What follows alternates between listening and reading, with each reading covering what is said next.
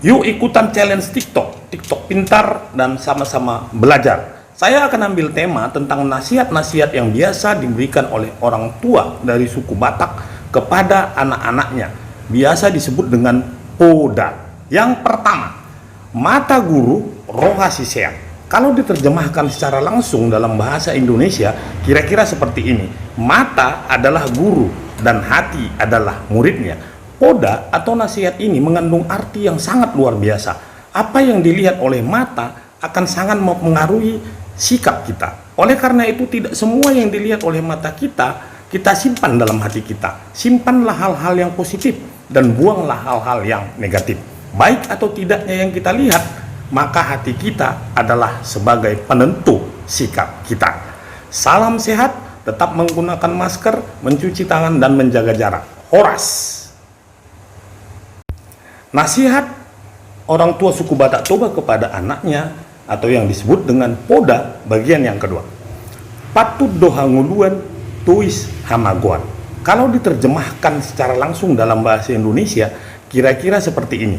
Sopan santun adalah sumber kehidupan, angkuh dan sombong adalah sumber malapetaka. Pantun adalah santun dan ramah, tuis adalah angkuh, kurang ajar, nakal, ceroboh, suka melawan atau membangkang. Poda atau nasihat ini disampaikan oleh orang tua agar anaknya santun terhadap siapapun, jangan egois atau nakal dan kurang ajar terhadap siapapun. Salam sehat, jangan lupa menggunakan masker, tetap mencuci tangan dengan sabun dan air mengalir, dan menjaga jarak. Horas. Nasihat dari orang tua suku Batak Toba kepada anaknya atau yang biasa disebut dengan poda bagian yang ketiga. Marbisuk songo nuluk, marlidang niroha songo darapati. Poda atau nasihat ini diambil dari ayat Alkitab yang tertulis pada Injil Matius pasal 10 ayat 16. Lihat, aku mengutus kamu seperti domba ke tengah-tengah serigala. Sebab itu, hendaklah kamu cerdik seperti ular dan tulus seperti merpati. Poda atau nasihat ini sangat dalam artinya. Dan ini bisa jadi modal seseorang dimanapun ia berada. Poda atau nasihat ini bisa ditafsirkan bahwa seseorang itu harus memiliki hati yang tulus seperti merpati, tetapi juga harus bertindak cerdik seperti ular. Salam sehat, tetap menggunakan masker, mencuci tangan dengan sabun dan air mengalir, dan menjaga jarak. Horas. Nasihat orang tua suku Batak Toba kepada anaknya atau yang biasa disebut dengan poda bagian yang keempat. Pasomal-somal madirin mangulahun nadinggan asagade bakko. Kalau diterjemahkan secara langsung dalam bahasa Indonesia, kira-kira seperti ini. Biasakanlah dirimu melakukan sesuatu yang baik, agar menjadi kebiasaan dan mendarah daging. Pepatah dalam bahasa Indonesia yang mengatakan ala bisa karena biasa, sangat mirip dengan poda atau nasihat ini. Namun, ada sedikit perbedaan, di mana dalam poda atau nasihat ini lebih ditekankan kepada kebaikan dan ketulusan untuk membantu sesama. Salam sehat, tetap menggunakan masker, mencuci tangan dengan sabun dan air mengalir, dan menjaga jarak. Horas. Baik, kita masuk pada nasihat atau poda yang kelima. Joloni dilat bibir asanidok hata.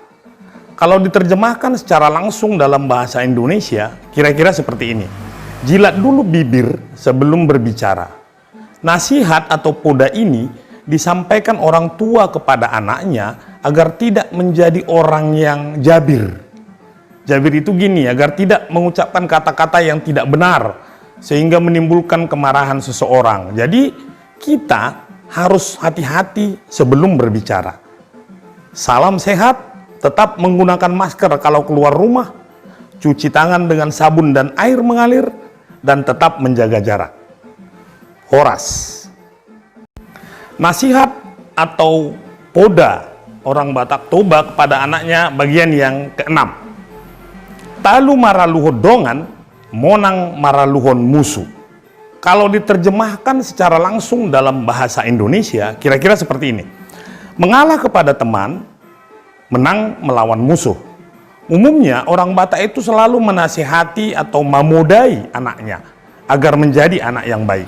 Bahkan anaknya disuruh mengalah terhadap teman Atau istilahnya tidak apalah mengalah terhadap teman, asalkan menang melawan musuh. Hebatnya lagi, kalaupun ada musuh harus diselesaikan dengan secara jantan.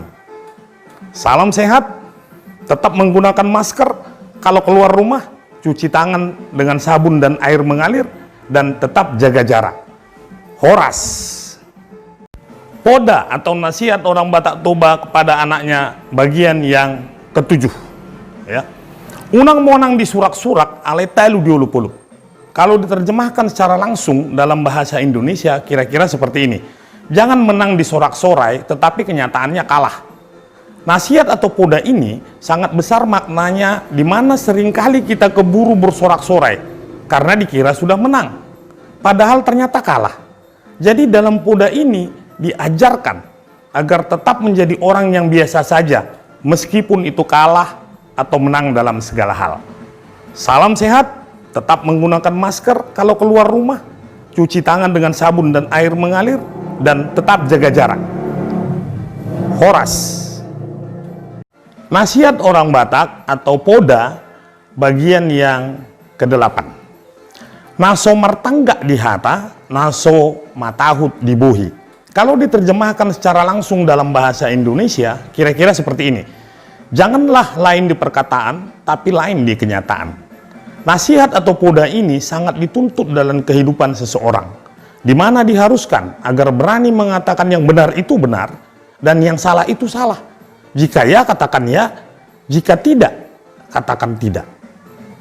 Salam sehat, tetap menggunakan masker kalau keluar rumah, cuci tangan dengan sabun dan air mengalir, dan tetap jaga jarak. Horas. Poda atau nasihat Batak Toba bagian yang ke-9. Natina bani takke martubur, natina bani gana ripur. Kalau diterjemahkan secara langsung dalam bahasa Indonesia, kira-kira seperti ini. Yang ditebang kampak akan bertunas, yang ditebang sumpah mati tak akan berketurunan.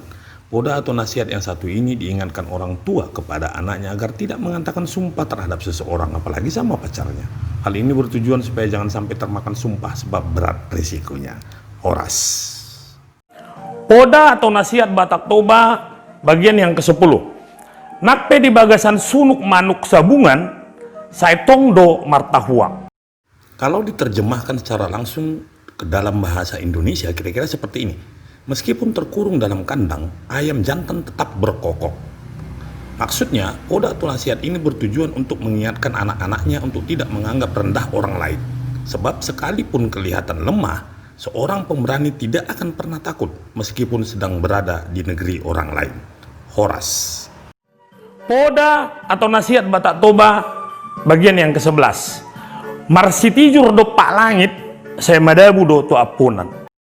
Kalau diterjemahkan secara langsung ke dalam bahasa Indonesia, kira-kira seperti ini. Meludah ke langit, dengan sendirinya akan jatuh ke pangkuan. Poda atau nasihat ini bertujuan untuk mengingatkan kita agar tidak menjelek-jelekkan atau menghina saudara sendiri. Sebab kejelekan saudara kita adalah kejelekan kita juga.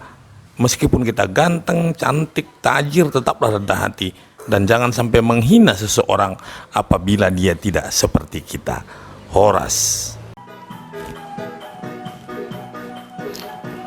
Poda atau nasihat Batak Toba bagian yang ke-12.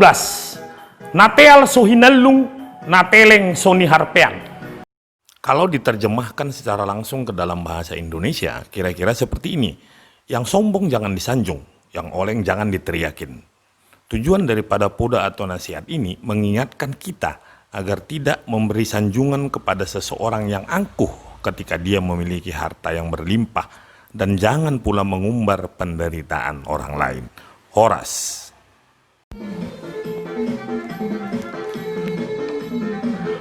Poda atau nasihat Batak Toba. Sekarang kita pada masuk ke bagian yang ke-13. Tedek songon iddahat di balanga. Terjemahan langsungnya kira-kira seperti ini. Terbuka seperti nasi di dalam kuali. Poda atau nasihat ini termasuk poda yang sangat penting bagi seorang anak, supaya selalu terbuka atau transparan seperti nasi dalam kuali. Loh, mengapa kuali? Karena umumnya kan kuali itu terbuka ya. Artinya tidak ada yang perlu ditutup-tutupi. Orang tua sesungguhnya tidak menyukai anaknya menutupi sesuatu. Jadi diajarkan agar dicurhatkan langsung pada orang tuanya. Horas.